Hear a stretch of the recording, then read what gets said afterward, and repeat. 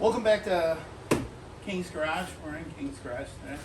Black Betty, her Cherokee that we've had about 8 months, I've only ever even changed the fluid and did a tune-up. Consequently, the coil died and I need to return it. It was a Blue Streak coil too. Those are always usually pretty good, but the box was beat up, so I'm returning it. So doing a 3-inch lift kit. Rear springs are flat. She wants more attitude and altitude. She used to drive my old green 96 Cherokee all the time. Loved it. So that's what she wants from this. So it had 3-inch Zone springs. It had the Zone hydraulic shocks, I think. But I bought Fox 2.0 shocks. You know, they're supposed to be good. I've always been a fan of Bilstein's. That's what I got on there. So, also wanted to point out that the Jeep is on jack stands and the battery's disconnected. So, take those safety measures if you're going to weld. Next thing, drop tank. I see one of my children's. It's the unicorn lady. Say hi. Hi. So it's been a few days. We had major storms here and lost the power, but we're back on it today. So the last time I talked, we were up front.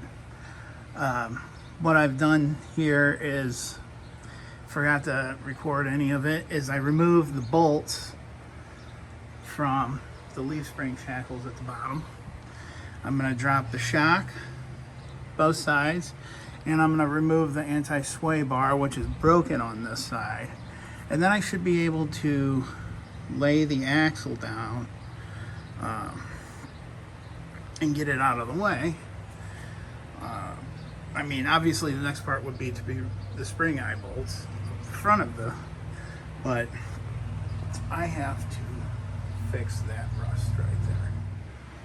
You can see I've disconnected the sway bar, this end links, both sides. That one was broken. The shocks.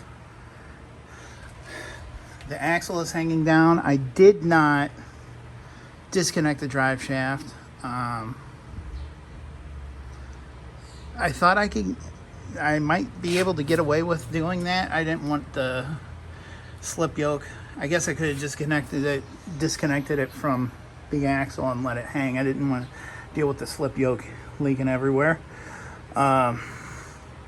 So I think what I'm going to do next, obviously, gonna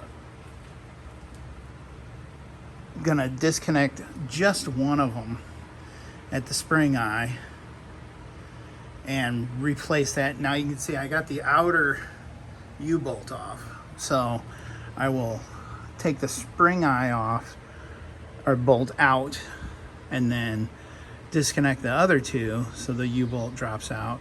Put the new spring in, which are in front of the Jeep. All right, switching back to the lift. We spent the last week on vacation and or fixing this rust hole that's no longer there. I got the retaining plates pulled off, obviously, cleaned up, and I've got paint on them. So I have everything kind of cleaned up. And you can see the inside where I didn't grind some of that. It's all encapsulated. But next step, I'm going to take these bolts out, get the shocks out of the way. One thing, both sides have this like attached, and somebody's been on it, so I mean it looks like it's one piece here. So I'm gonna take these burrs off and clean this up, but it seems the consensus is this is a permanent part and you just slide the rubber bushing over that, so I'm gonna do that too. And then onto the springs. You can see it came out no problem. I'll drop the other one, and then next step. But yep, no problem. Bolts didn't break. These are newer shocks. The previous owner put them on hoping to help the sagging rear springs. That doesn't work. That does not work that way. Here I am. I'm prepping the leaf springs. So, I don't really read directions too much, but I did see it calls for lithium-based lube when you're putting the bushings in and the sleeve. I don't know exactly what the technical term is, but they're two different sizes too. So the longer one goes in the bigger bushings, and the smaller one goes in the smaller bushing. And it called for a lithium-based lube. Well, I use Lucas Red and Tacky, and that is lithium-based. So I'm going to go ahead, I'm going to coat these, and I'm going to get them in the spring eyes. And then I'm going to coat the sleeves and put them in. And then I probably will put some grease in here, but I'm going to grease the bolts, and on the very tip I'm going to put a little anti-seize. So we'll go ahead and do that. Next thing I'm going to do, I'm going to use some MAP gas, and I'm going to heat this bolt up.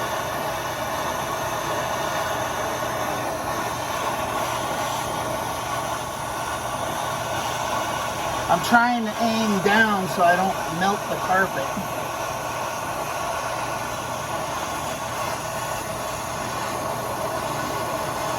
I'm trying to aim only at the bolt head.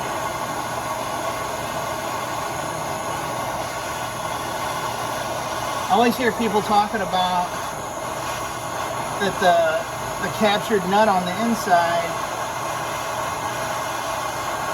rusts, and then you try and break it loose. And that could be some true, but I believe the factory used orange Loctite. I use a lot of red Loctite, and people are like, you gotta use heat to get that off. No, you don't. But orange Loctite, you should. That's why I think a lot of people bust that captured nut off. You see it's starting to smoke. I'm not too concerned about the bushing, obviously.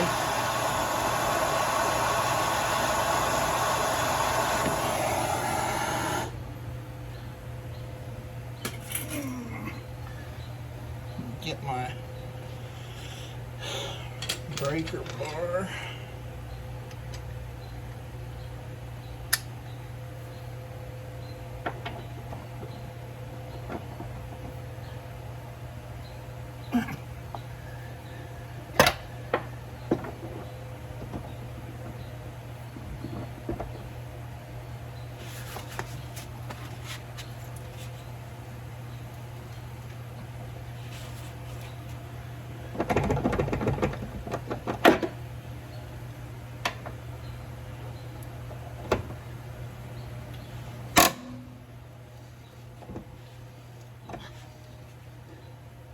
Don't want to break it. I also don't want to touch it. Almost did. Once it starts to loosen up some, get my impact out.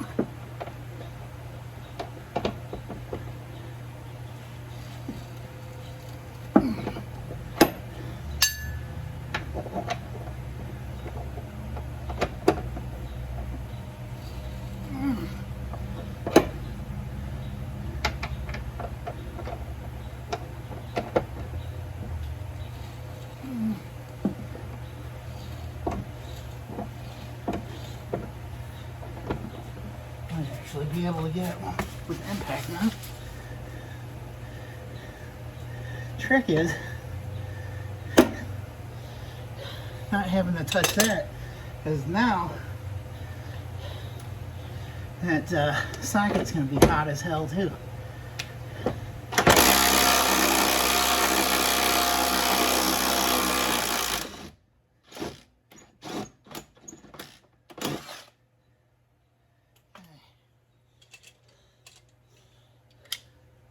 I don't want to touch it.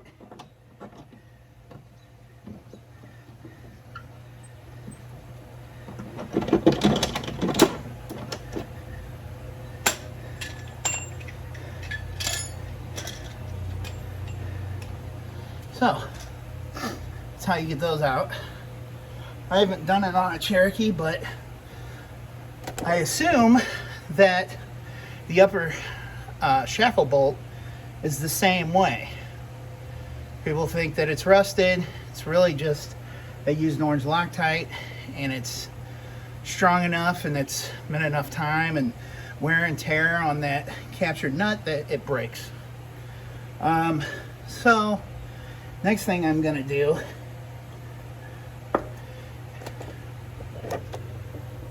is I'm gonna lower the jack, and you can probably see part of our sag problem there.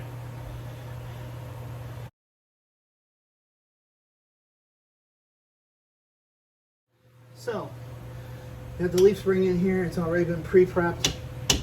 The shackles are a little stiff, so I'm gonna run the bolt through the shackle and then force it up through the front one.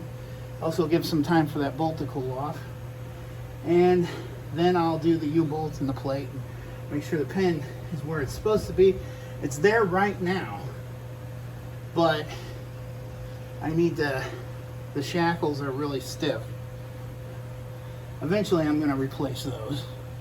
I might replace those when I take the plating off and cladding, and cut out that rust and figure out what I'm going to do with it. If I just attempt to weld in the quarter pieces, or if I cut them, fold them, or whatever I do. So let's go ahead and do that.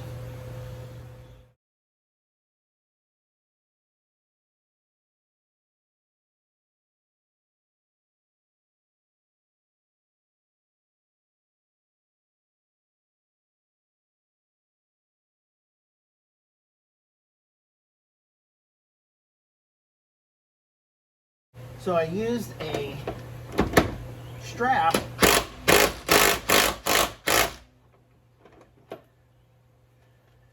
get it in snug. I used a strap to pull the shackle forward. It worked. Felt sketchy, but I know that's a pretty heavy duty ratchet strap. So I think now we're in a pretty good place because the other side's all snugged up. Nothing's torqued. You don't torque it until it's on the ground. But I think if I jack this up, it's going to swing this way, and this pin should line up with the pad for the leaf spring perch. So if you've never done this before, there is actually a little pin that sticks through here, and it should slide right through this hole in the perch. And then when you get your plate on there, it goes over this top one. Your U-bolts come up through, washer, nut, snug them down.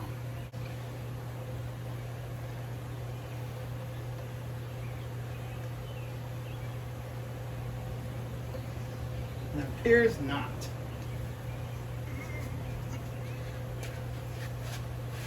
However,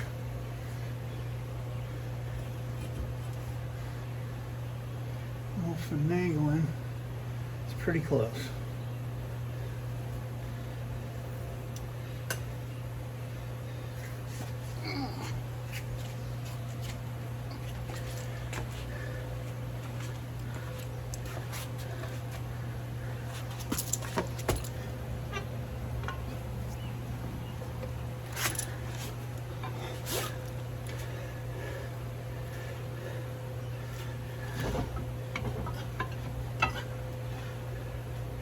My big head's in the way.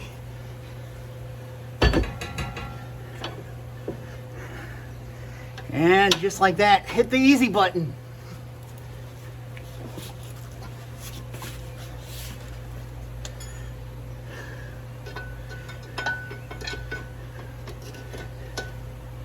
when you're feeding your U-bolts up, they're a little snug. You want to make sure it goes through this notch in the shock mount. And it's a scorcher. What's that?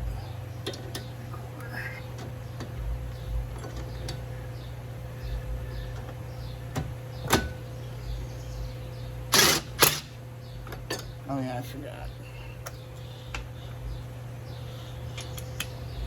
I'm not a rich YouTube mechanic. So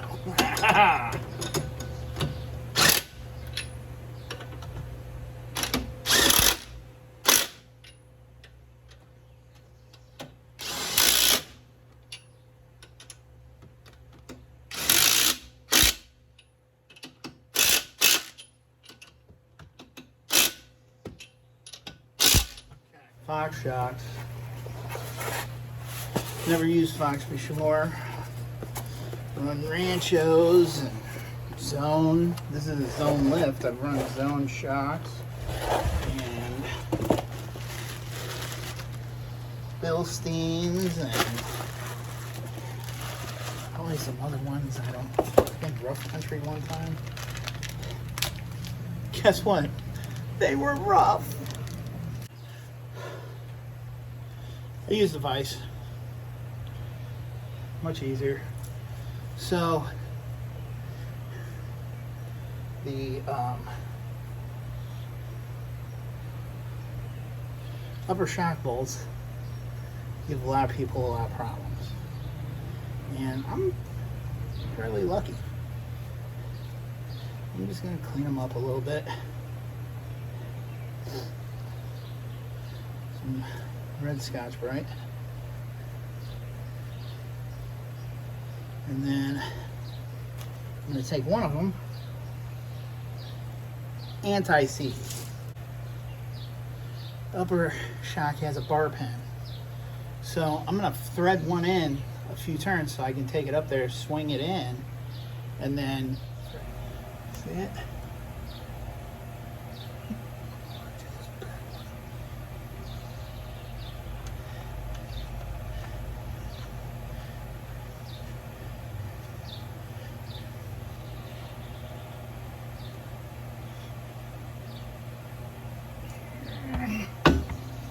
Don't beat up the bling already.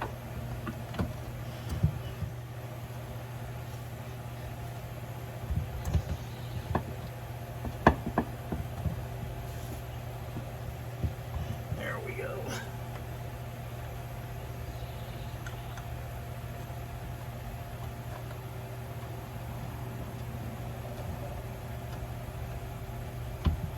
All right. Oh, sorry.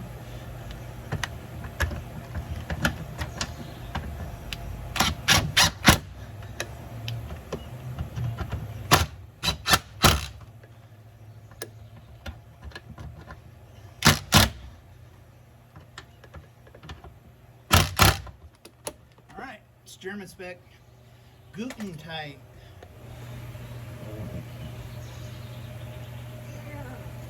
Oh, buddy, these are stiff.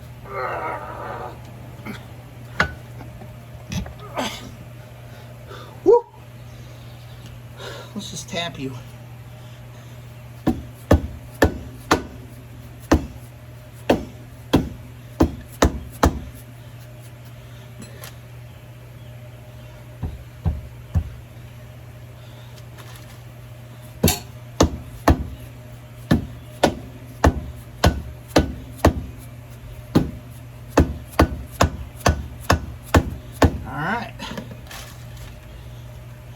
Get our shock hardware.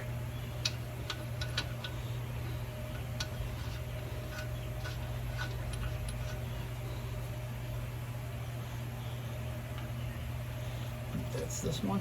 Nope. There we go. Or Guten tight. Well, I'm just gonna compress that.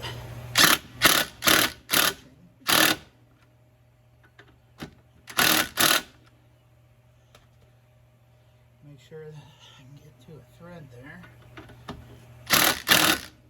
Always heard that when you're tightening bolts like this, you want to be able to see a thread come out. So there's that. So I'm switching around to the front. You can see I have the jacks and supporting the unibody. I have my jack under the axle, and I've lubed up, sprayed rust penetrant on all the bolts that I think I'm going to need to remove to do this. To the top of the shock mount, I'm using a 15 millimeter, and I got to do it by hand because it's under the master cylinder. Still a little tight. The other side you can access with a impact if you so wish, or even maybe a ratchet, air ratchet, or oops, sorry, hand tool. These shocks are fairly new. I know they're kind of rusty on the rear, but the previous owner put the shocks on there hoping to fix the ride, and turns out that the leaf springs were broken. So let's go to the bottom mount.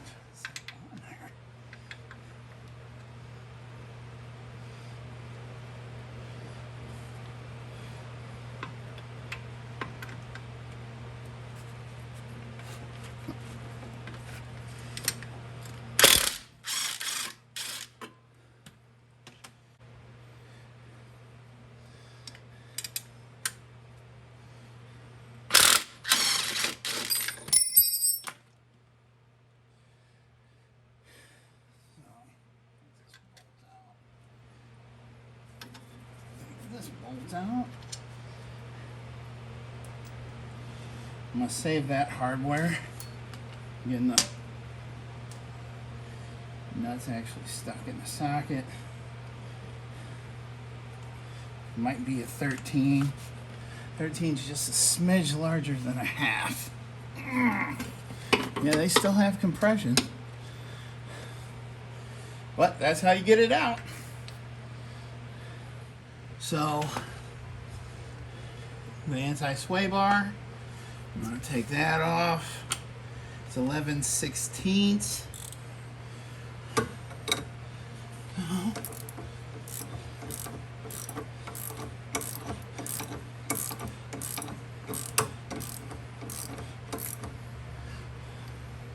Sometimes you gotta do it the good old-fashioned way.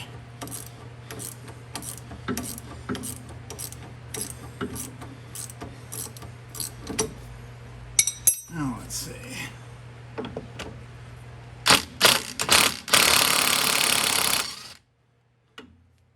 Wasn't even tight. It was just, it wasn't long enough. So.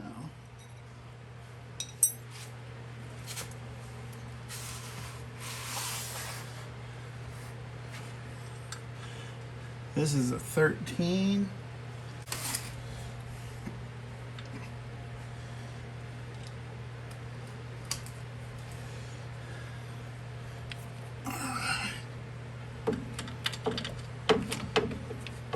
It's a 13 millimeter.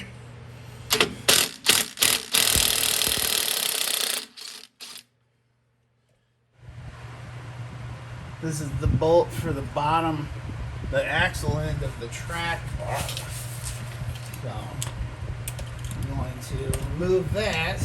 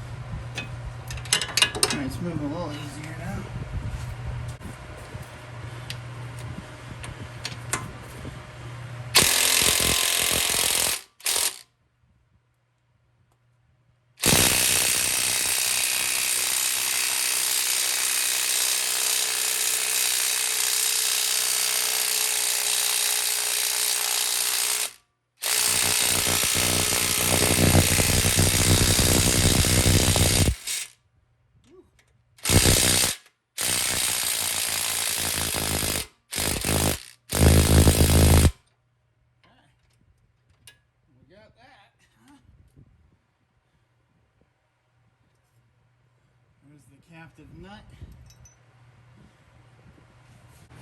So the video died in the middle of the other spring removal, so I'm not sure yet what was caught, but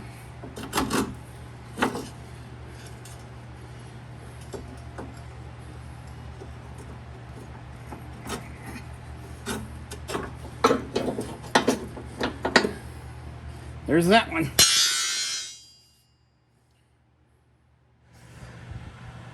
So I'm gonna disconnect the steering at the pitman arm. I pulled the cotter pin. The nut, castle nut, is a 3/4.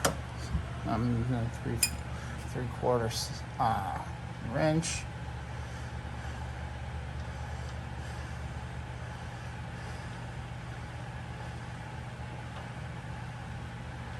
Flipping the, I don't really need to flip the nut. I just want to leave a couple of threads on there so it doesn't fall. I'm gonna whack it right here.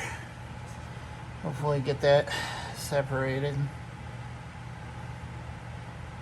You gotta kind of hit this, hit the actual pitman arm, so that the through bolt will drop out.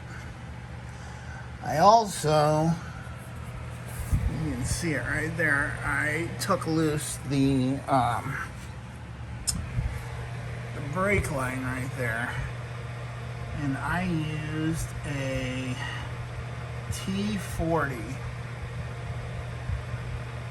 torque socket and buzz that out to make that loose so that I can get the most droop, because I really don't want to be prying the spring in.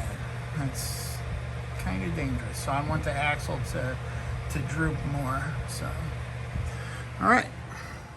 So what I've done, I've got a ratchet strap on there, and pry down just a little bit on it, and there it is.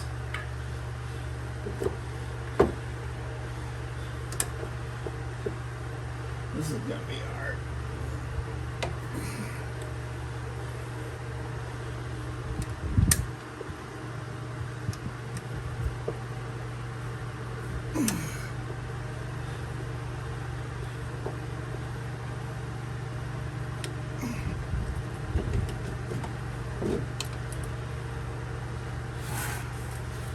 Y'all might step out of the way and force this.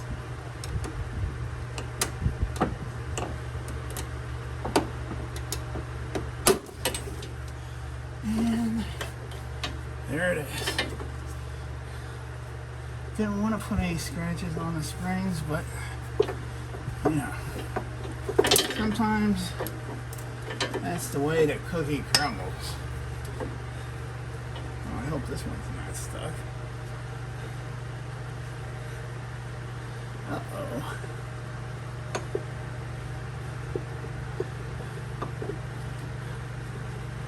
I'm pretty decent at puzzles. And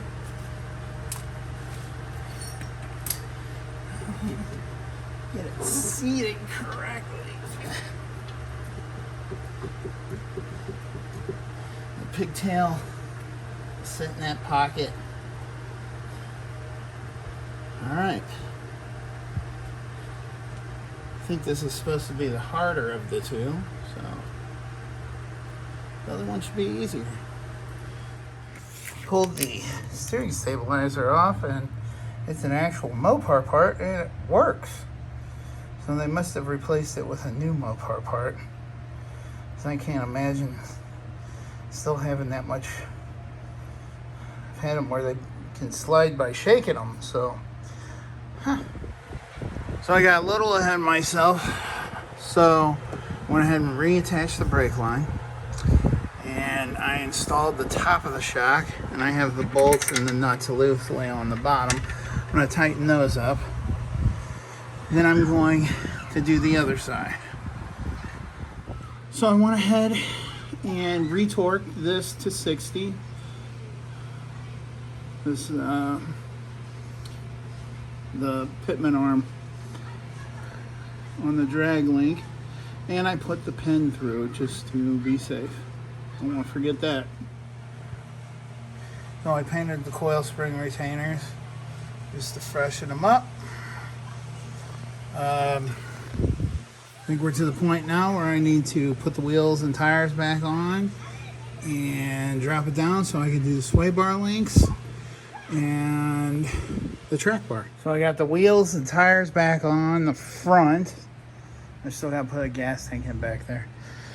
What I'm going to do is I'm going to drop down the front so I can get I'm going to put it on the ground. I can get the sway bars connected and I can get the track bar back in place, and then I'll replace the front steering stabilizer, which I already pulled it off. I just need to get a new one, which is back there. So I'm going to drop it down so we can get these things torqued and say we're done with the front end. Since the shock bushings were still good, kind of using those to improve my sway bar bushing. Really, what you want to do is, I like to make sure that there's a full thread through and that the bushings are kind of squishing down. I know it's a bad angle on them because the sway bar end links are too short now. Eventually, I'm going to do disconnects, but not right now.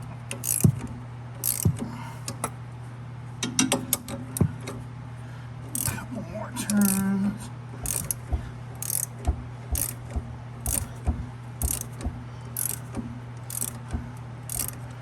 Okay. Sway bar is connected. Alright. Next is the track. So what I've done is I put a ratchet strap from the axle side and matched the frame side on the other side, because the track bar attaches to the frame on this side, axle on this side. And now look. See if I can get that in there with one hand.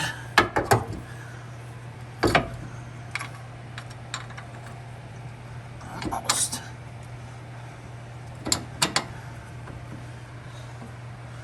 So slide this back in there and tighten that up. But that's the trick I use. I've done that several times and it's worked every time. So get that tightened up and I'll take the ratchet strap off. New steering stabilizer installed.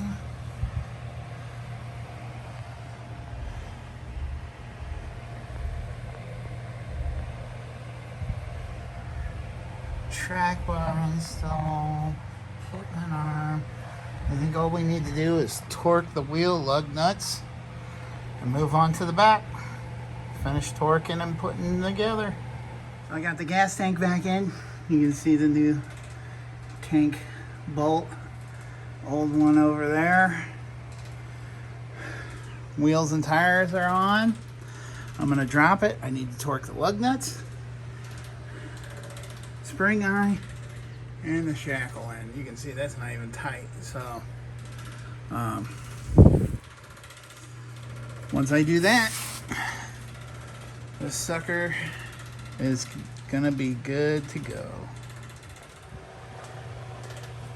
So I torqued the spring eye bolt 115, torqued the axle U-bolts at 55, wheel lug nuts at 90, and spring eye bolt at 80.